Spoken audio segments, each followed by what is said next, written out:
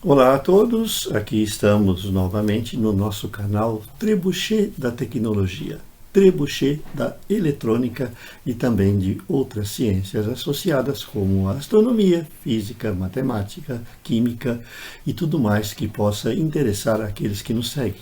Sempre lembrando que nos nossos dias vocês têm que estar bem informados não só sobre a eletrônica, mas também das ciências que fazem parte das aplicações eletrônicas, que são todas elas hoje em nossos dias, né? O assunto que vamos abordar hoje tem rodado na imprensa especializada, na mídia eletrônica, e trata justamente dos novos materiais que todos os dias estão sendo descobertos pela eletrônica para aplicações eletrônicas. Materiais descobertos pela física, principalmente, né?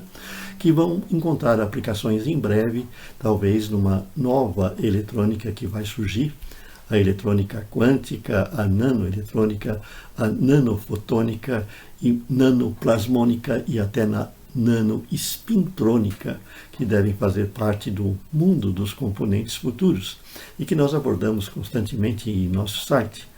Para aqueles que gostam mesmo, nós temos uma revista, a revista INCB Eletrônica, que é gratuita, que tem assuntos extremamente interessantes sobre novas tecnologias, aplicações e componentes.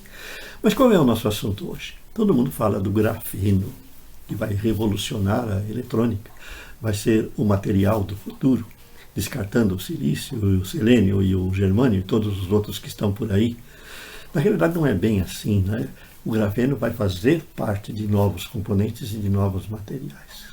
O grafeno não é nada mais do que uma camada de um átomo de espessura de átomos de carbono. O carbono ele se cristaliza no grafite, por exemplo, além de se cristalizar no diamante. E no caso do grafite, nós podemos ter uma estrutura aproveitada desse grafite, que ela é uma camada única de átomos de carbono, daí o nome grafeno, que vem do grafite, né? É uma cristalização, vamos dizer, bidimensional de átomos que formam uma película com apenas um átomo de espessura. Vamos dizer que ele não tem comprimento, largura e altura, ele tem apenas comprimento e largura nas suas formações. E essa estrutura tem propriedades eletrônicas fantásticas, que já estão sendo usadas em componentes eletrônicos. Já estão sendo usadas nos supercapacitores, já estão sendo usadas em novas gerações de baterias que vêm por aí, baterias recarregáveis para os automóveis elétricos, né? Que deve ser o futuro do meio de transporte, né? Muitas empresas já estão anunciando que não vão mais investir no desenvolvimento de motores a gasolina, a combustão interna, né? Gasolina e álcool, certo? Parou. Vem aí o carro elétrico. Ninguém vai pensar no futuro em ter um carro que não seja elétrico.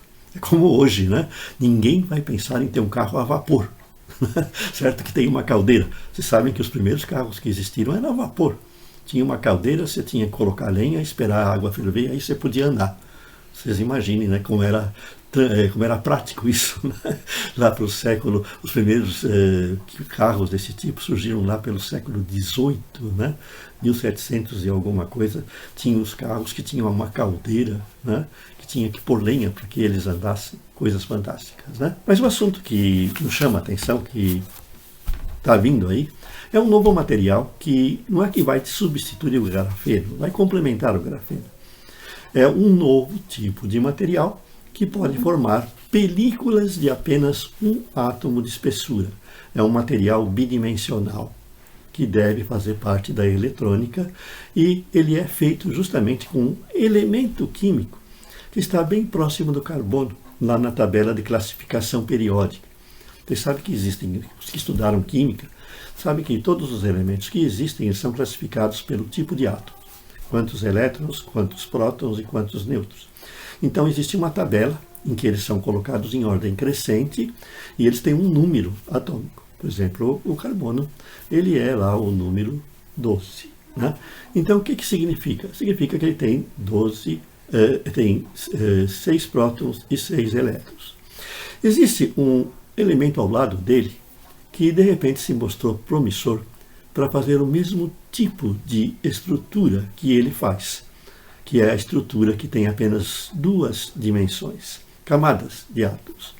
e que se mostrou muito importante e interessante pelas suas propriedades elétricas. Esse elemento é o boro. Então, os cientistas já antigamente, eles já tinham descoberto que o boro tem diversas formas de cristalização e que uma delas é justamente a que permite fazer películas monoatômicas de espessura e que tem essas propriedades. Então eles chamaram esse material de borofeno. Estou dizendo feno. Só que também tinha um problema. O borofeno é um material muito instável. Na presença do ar, ele se decompõe. O ar reage e aquelas cadeias de cristalização deles, aquelas cadeias hexagonais que ele forma, elas não duram nada, elas se rompem e você não pode usar o material.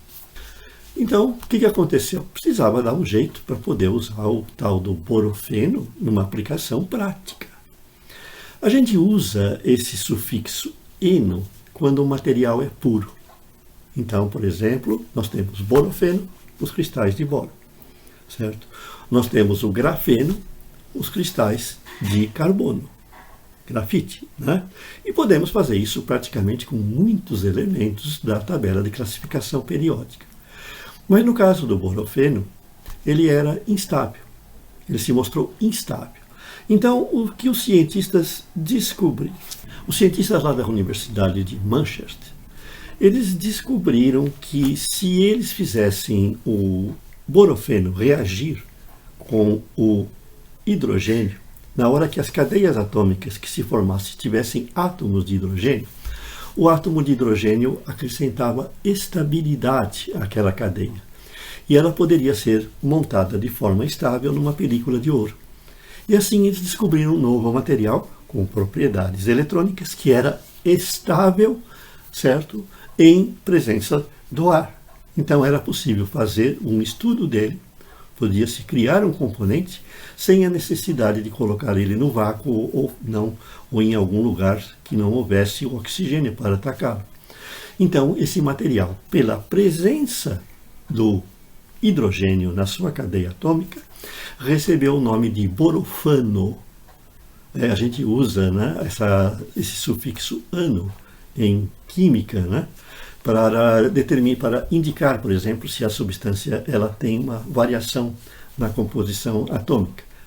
Nós temos o eteno, o etano, o meteno, o metano, o propileno e o propilano, e assim por diante, né? Aqueles que estudaram química orgânica devem ter aprendido muito bem como é que funciona esse sufixo. Então aí nós temos um novo material, que vai estar ao lado do grafeno, para quê? Para criação de novos componentes. Nós teremos o borofano, que vai ser montado possivelmente num substrato, talvez pelas pesquisas lá de Manchester, o ouro se revelou para isso, e ele vai ter propriedades elétricas que vão permitir a fabricação de novos componentes eletrônicos.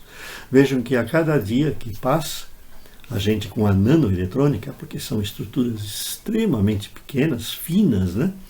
A gente vai criando novos materiais que podem ser a base da eletrônica do futuro. E é lógico, muitos desses materiais poderão, por exemplo, ser usados aí num efeito de tunelamento, e aí nós já teremos o que? Uma eletrônica quântica. Nós teremos aí muita coisa interessante, como, por exemplo, a plasmônica, a espintrônica, e muita coisa que vem por aí. Tudo isso muito interessante. Vejam lá então, hein? É grafeno e borofano, certo? O borofeno está fora, está instável, né? A imprensa que a gente tem visto tem feito uma confusão danada entre borofeno e borofano, mas isso é normal, porque eles não são do meio técnico, e às vezes uma simples falhinha na tradução pode levar a confusões. A gente vê isso, né? Que ainda tem muita mídia que não fala transistores de silício, fala transistores de silicone, que é uma coisa completamente diferente. Continuem nos seguindo para ter as novidades do mundo da tecnologia, do mundo da eletrônica, em nosso Trebuchet da Tecnologia, certo? Inscrevam-se lá no nosso canal para ter mais novidades. Até mais!